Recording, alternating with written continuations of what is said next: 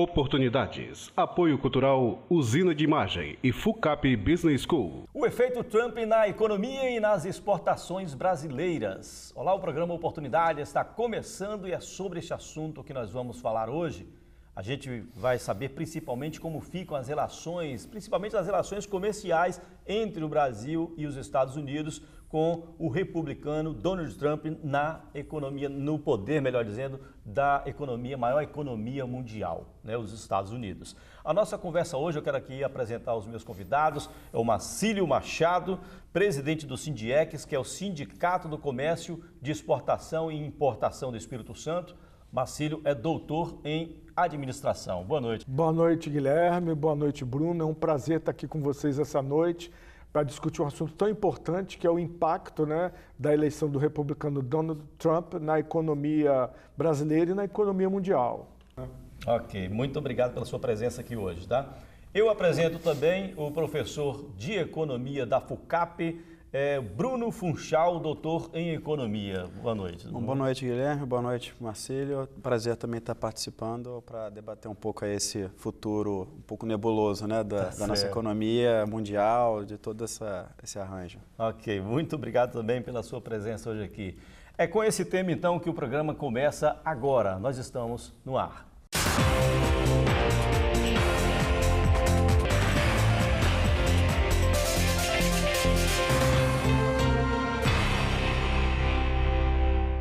Bom, mais uma vez, obrigado por vocês terem vindo discutir esse tema hoje aqui com a gente. Eu vou só relembrar algumas promessas do Donald Trump durante a campanha, né?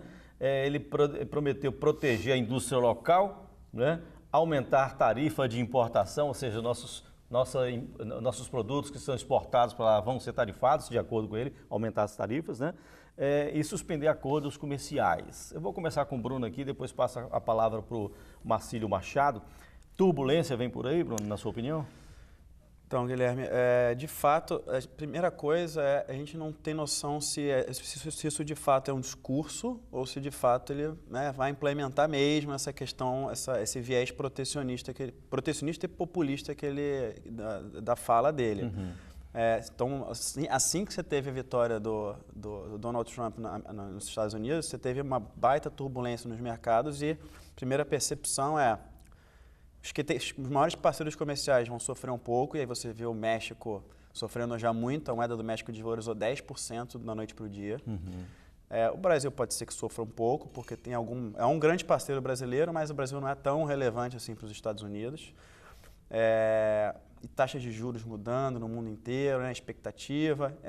Isso tudo é resultado dessa incerteza. Agora, se ele, à medida que for passando o tempo, vai fazendo um novo discurso, né, mais alinhado com o que ele vai fazer de fato, né, para um lado ou para o outro, aí só o tempo vai dizer, para diminuir um pouco essa instabilidade. Se ele seguir nessa linha, aí você vai ter diversas consequências a partir disso. Tá certo. O Marcílio, como é que você vê também? Turbulência ou não?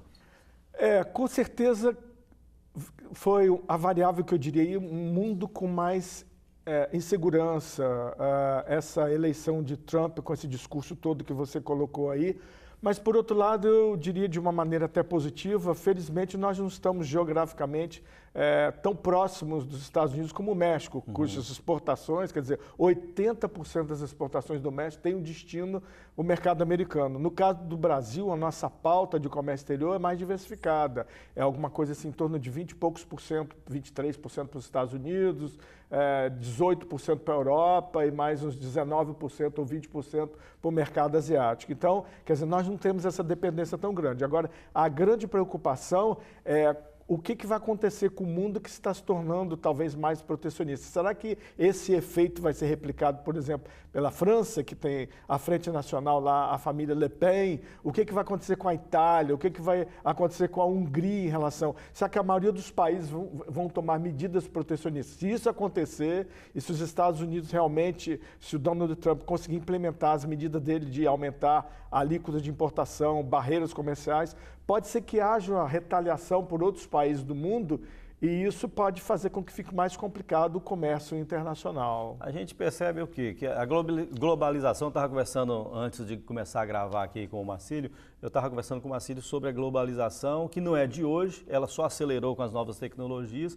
Você acha que ela está com vestígio de despencar, Bruno? Porque todo mundo com medidas protetivas, né, protecionistas. Como é que você avalia essa situação? Eu acho que uma visão nova da globalização, né? A gente toma globalização, ou seja, o mundo mais integrado, como um ponto positivo, né? Você integra os mercados, você potencializa a produção em país, você em tese tende a aumentar a riqueza. O problema é que você acabou gerando alguns bolsões, né, de maior desigualdade, e que talvez a gente não estivesse imaginando tanta repercussão assim. Então, não é a primeira tendência protecionista que a gente está vendo. E o Brexit é uma tendência nesse sentido, de proteger. A eleição do Trump é uma outra tendência. Então, de fato, essa questão protecionista é o que deu o tom do discurso do Donald Trump, e a gente tem que ficar atento a isso. Tanto é que se você for ver o discurso dos republicanos agora, isso não é uma doutrina republicana, muito pelo contrário. O republicano é totalmente liberal, abertura comercial, pró-globalização. O Paul Ryan, que é o líder do republicano no Congresso, ele fala, o Trump conseguiu passar uma mensagem que ninguém percebeu a relevância. E o problema está aí. Mas a gente vê um magnata que se torna político, e um político conservador, como ele está sendo, né? Mas você acha que a própria democracia americana pode moldar as ações dele? Ou seja, o que ele disse durante a campanha pode ser modificado durante a gestão dele? Você pensa isso? Com certeza. O Estado americano é muito forte, a democracia americana é muito forte.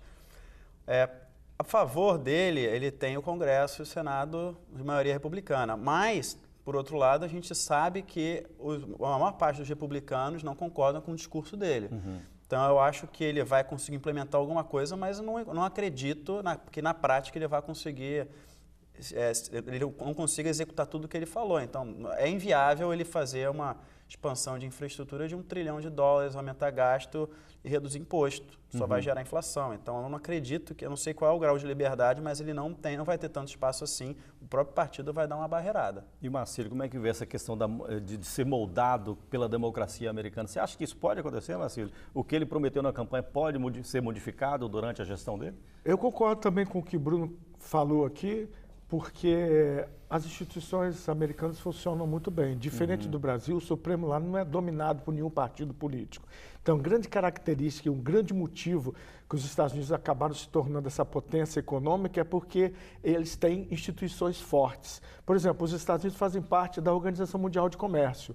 Então, eles não têm total liberdade, se quiser continuar fazendo parte da Organização Mundial do Comércio, de impor barreiras tarifárias, aumentar a alíquota de importação, porque vai infringir o regulamento da Organização Mundial de Comércio, na qual os Estados Unidos são um dos fundadores. Então, quer dizer, eu acredito que alguma coisa realmente ele vai tentar implementar no sentido de protecionismo, porque quem deu praticamente a vitória foram os insatisfeitos, principalmente do que eles chamam lá do Rust Belt, é o cinturão da manufatura, aquela região do meio oeste, perto dos Grandes Lagos, que são assim, que foram tradicionalmente estados assim com indústria muito forte e que perderam, e na verdade perderam por quê? Grande participação, vamos dizer, no PIB americano e dos países desenvolvidos, a participação do serviço é muito maior do que a participação da indústria. Então, houve um enfraquecimento da indústria, não só nos Estados Unidos, mas no mundo inteiro. E essa força, esse apogeu da indústria,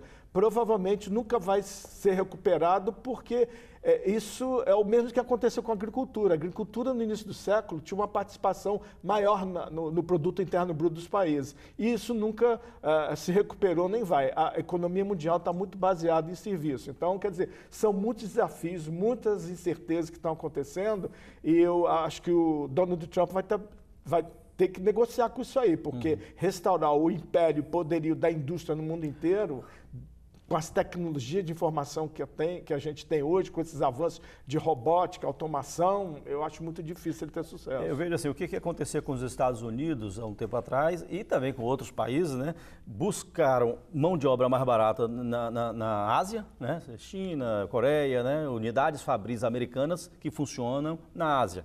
Agora ele está querendo trazer de volta essa indústria. Você acha que politicamente a China fica comprometida? Vamos falar um pouco de política aqui na economia. É muito interessante o que você colocou, e quando a gente fala nesse protecionismo, a China acabou se tornando um grande vencedor nesse período de globalização, principalmente agora, no século XXI. Hoje ela é o quê? A segunda maior? Segunda maior economia do mundo. E o que a gente deve levar em consideração é que as empresas hoje, americanas, muitas delas, antigamente eram chamadas multinacionais. Hoje eu diria que elas são transnacionais. Então, a escala deles tem que ser muito grande. O mercado deles é um mercado global. E eu pergunto, se a Apple tiver que produzir os seus produtos nos Estados Unidos, será que ela vai conseguir ter a mesma competitividade? Provavelmente quem vai ganhar são as empresas coreanas, como a Samsung. Então, quer dizer, será que o Trump e os republicanos que agora estão mandando nos Estados Unidos, na política americana, essa coisa toda, vão conseguir fazer essas manobras, essa intenção toda de protecionismo, sem danificar o poderio de várias... Eu dei um exemplo da Apple, tem outras, tem a Nike, tem muitas outras empresas americanas com manufatura na Ásia. Então, eu acho muito difícil, porque vai ter muita resistência. Ele não vai poder quebrar as empresas americanas, né? Bruno? Eu acho que tem 2 pontos que o Marcelo falou que são extremamente relevantes. Primeiro deles, se você pega as pesquisas, pesquisa, né, econômica sobre essa dinâmica do mercado, os trabalhos que foram perdidos pelos americanos, na verdade, não foi por conta de mais importação via China, ou México ou qualquer coisa, mas sim por aumento de automação do processo de produção. Então, eu me lembro que na corrida na parte pré-eleitoral, né, você tinha uma série de economistas fazendo um manifesto falando, ó, toda essa retórica do Trump é falso, porque ó, ele está falando que perder emprego, vai botar barreira, porque está importando demais, e a perda de emprego não foi por causa disso. Isso é evidência, está constatado, é por causa de automação. O que vai acontecer? Ele vai botar barreira, vai perder competitividade, como ele falou. O iPhone não vai custar quanto ele custa, vai custar 2 vezes mais, 3 vezes mais, vai acabar as indústrias, então isso não é factível. Ele não vai conseguir entregar o que ele está prometendo. E aí, ele não entregando o que ele está prometendo, o que ele vai fazer? Ou ele vai cair na desgraça do público dele, ou ele vai ter que mudar o discurso, e aí você pode ter algum perigo político ainda maior de jogar a culpa em cima de outras classes, e aí você começa a ter problemas bem mais sérios. Muito mais do que econômicos. Com certeza. Vamos fazer um intervalo, o nosso intervalo. Daqui a pouco a gente volta com oportunidades. 1 minuto só, até já.